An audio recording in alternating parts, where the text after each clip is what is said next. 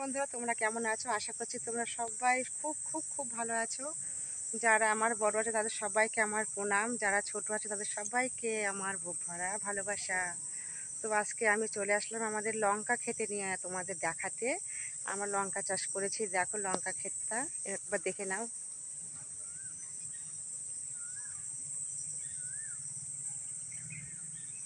দেখে তোমরা বলবে লঙ্কা গাছগুলো কিরকম হয়েছে। এখনও লঙ্কা গাছে ফুল আসেনি, একটা দুটো সবে এসেছে, খুব সব গাছে আসেনি, কিছু কিছু গাছে এসেছে। তো আমি ভাবলাম একটু লঙ্কা চাষটা তোমাদের দেখিয়ে দিই।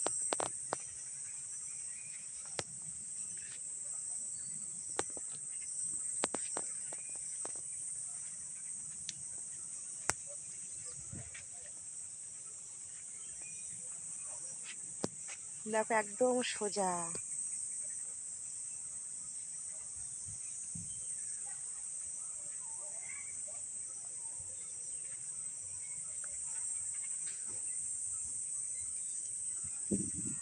এই দেখো সবে ফুল আসছে, এই যে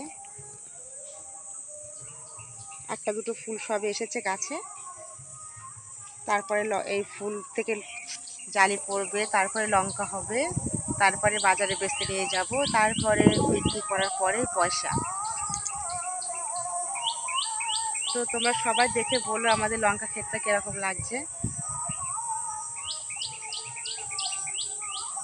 কি সুন্দর লাগছে তাই না দেখতে? আমার খুব ভালো লাগছে, একদম চা বাগানের মতন দেখা যাচ্ছে লঙ্কা ক্ষেতটা। দেখো মনে হচ্ছে যেন চা বাগান।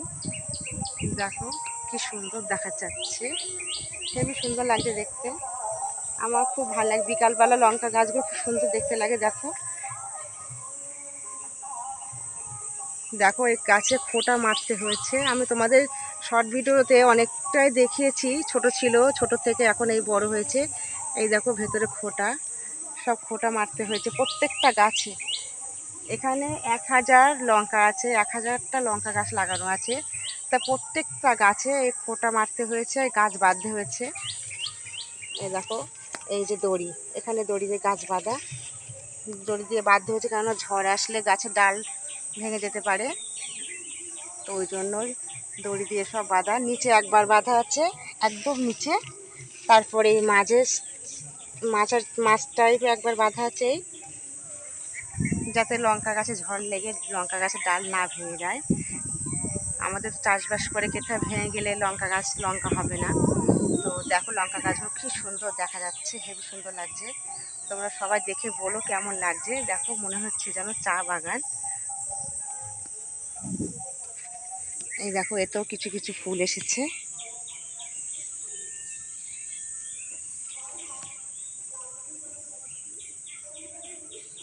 তারপরে লঙ্কা হলে তোমাদের আবার দেখাবো, গাছে লঙ্কা হচ্ছে, লঙ্কা তুলছি, সব তোমাদের দেখাবো, সবটা।